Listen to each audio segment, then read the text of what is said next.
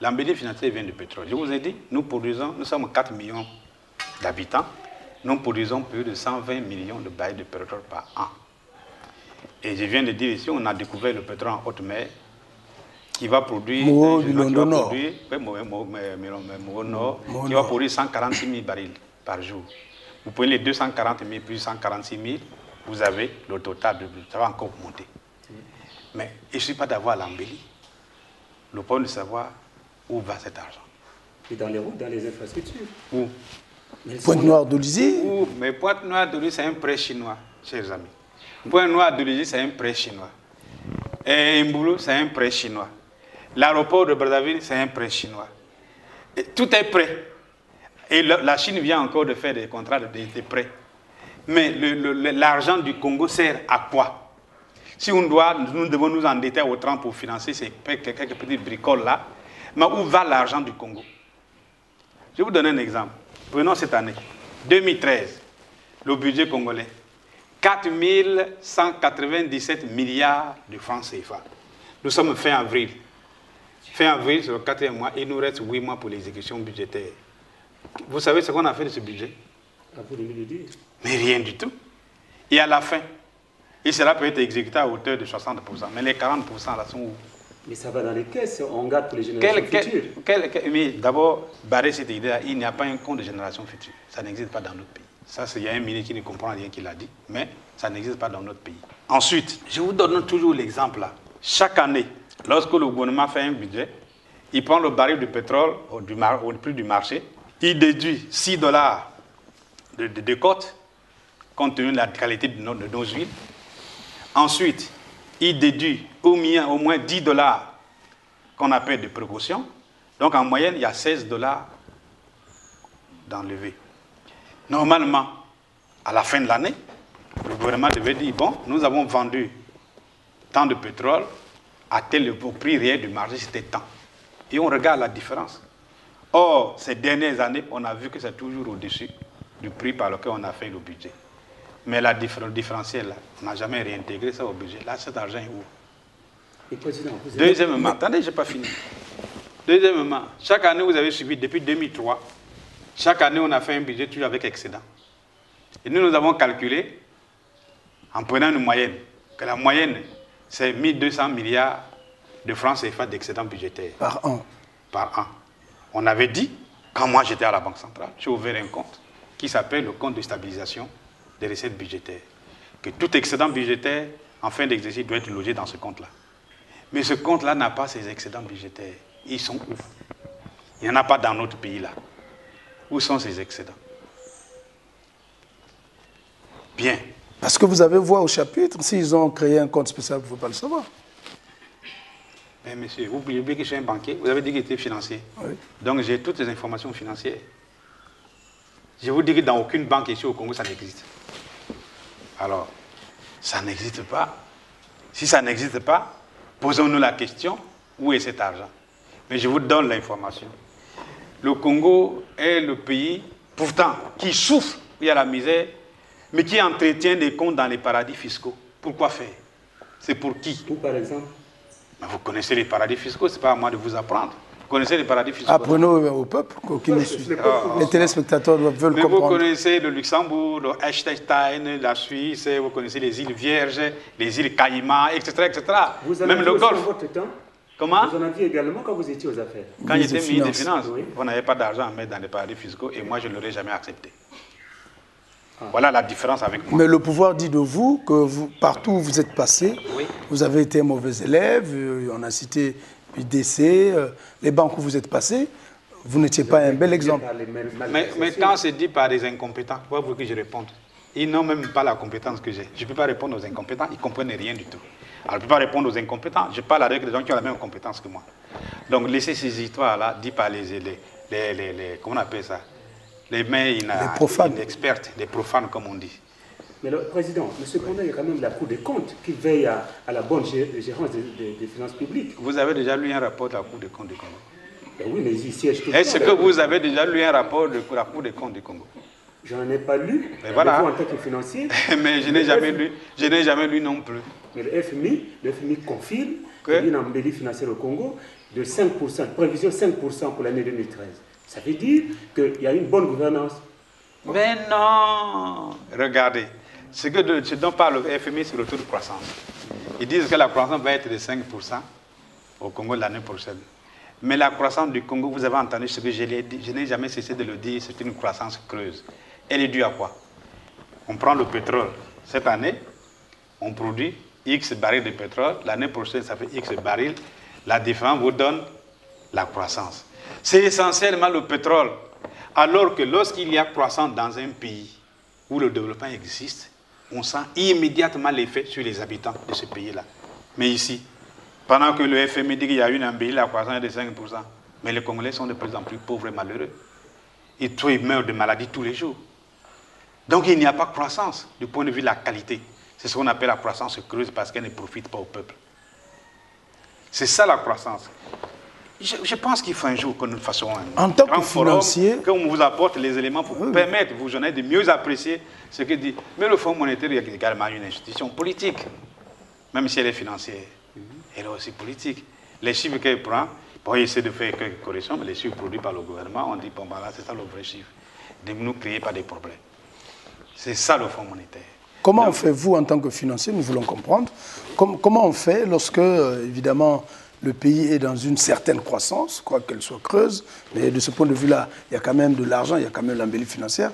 Comment on fait pour que, évidemment, au niveau de la population, qu'on ressente ce taux de croissance? Comment ça se fait, techniquement? Oh, mais c'est très simple. Puisque nous avons l'argent du pétrole, il faut que cet argent du pétrole serve à financer les opérations de développement. Les infrastructures routières, les infrastructures économiques, la santé, parce que pour produire, il faut avoir la pleine capacité physique pour produire, il faut que les Congolais soient en bonne santé. Il faut assurer la formation.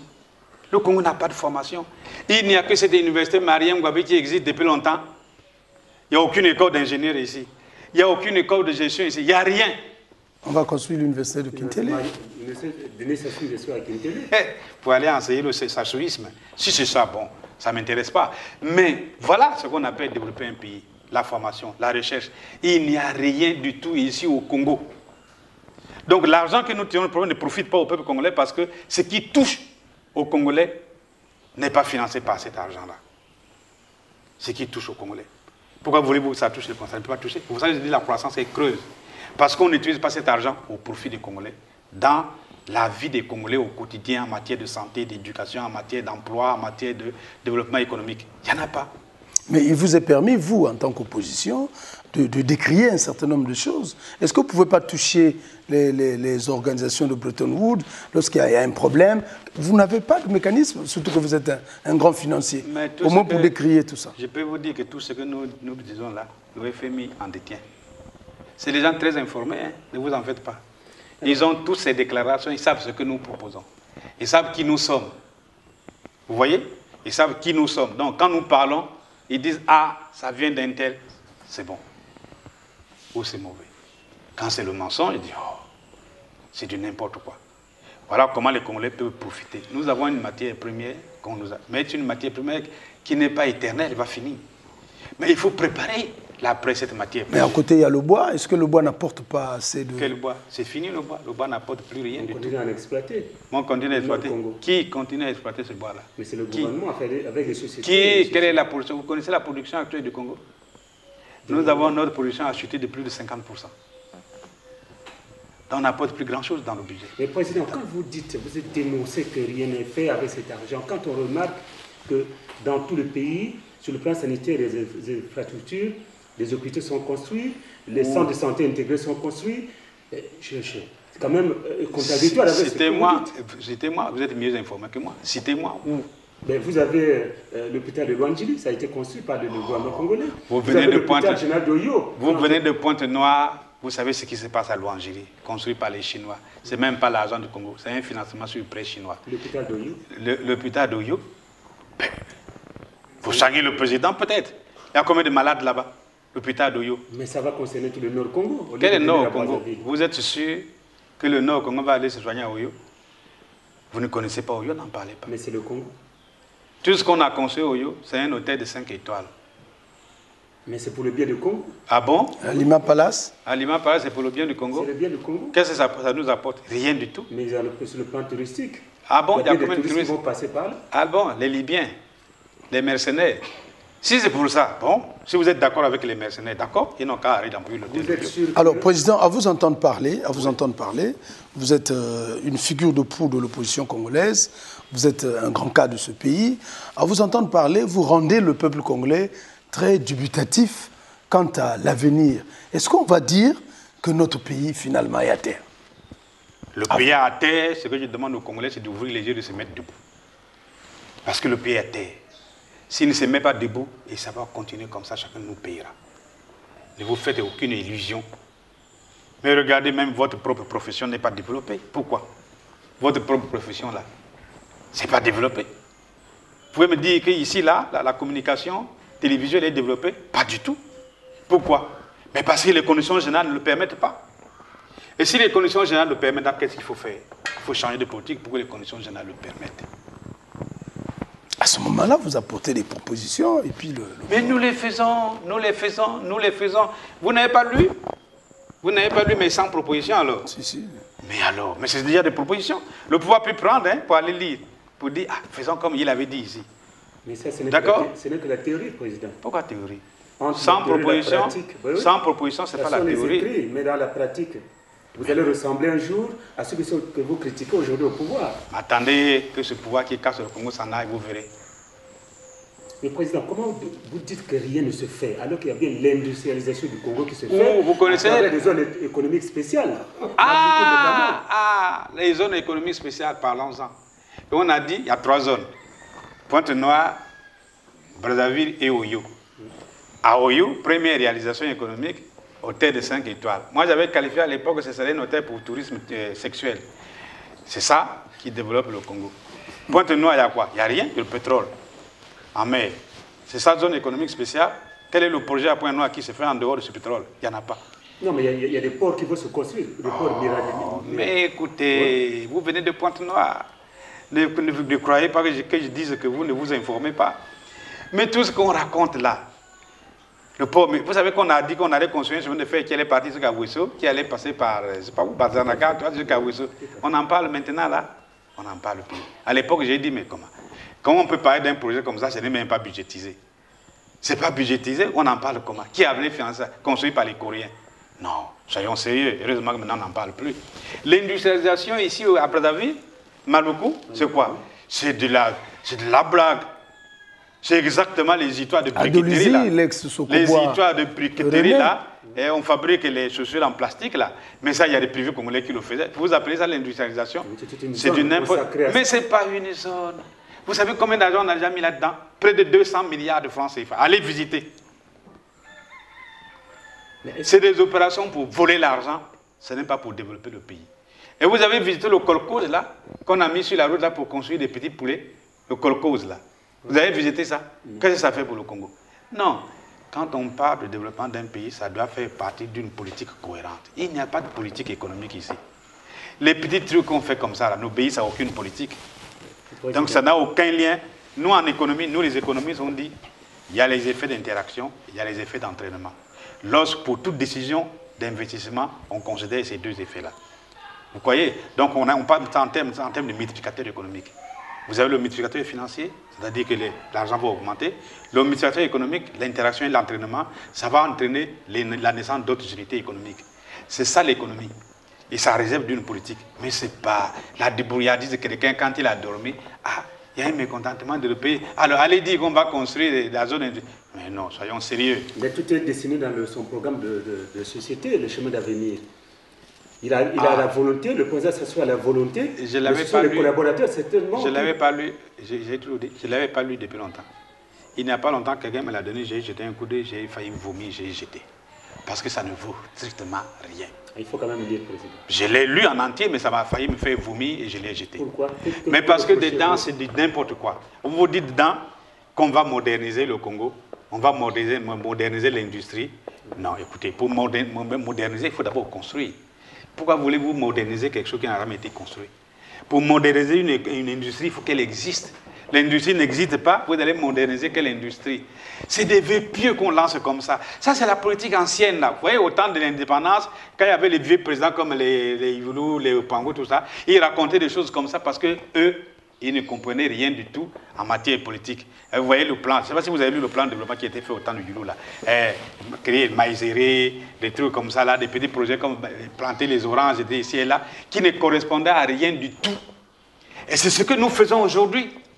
Nous sommes au 21e siècle et les gens pensent à ce genre de politique-là. Ce n'est pas ça qu'il faut mettre en place. Ce n'est pas qui fera du Congo. Et puis, soyons quand même sérieux. Et on parle de l'émergence sans comprendre ce que c'est que l'émergence. C'est une utopie. Parlez-nous-en. Parce qu'ils ne comprennent pas ce que c'est que l'émergence. Quels sont les critères pour un pays émergent? Et devenir émergent, ça veut dire qu'il faut se comparer à un pays comme la Chine, il faut se comparer à l'Inde, au Brésil. Mais vous croyez vraiment qu'on peut se comparer à ces pays-là?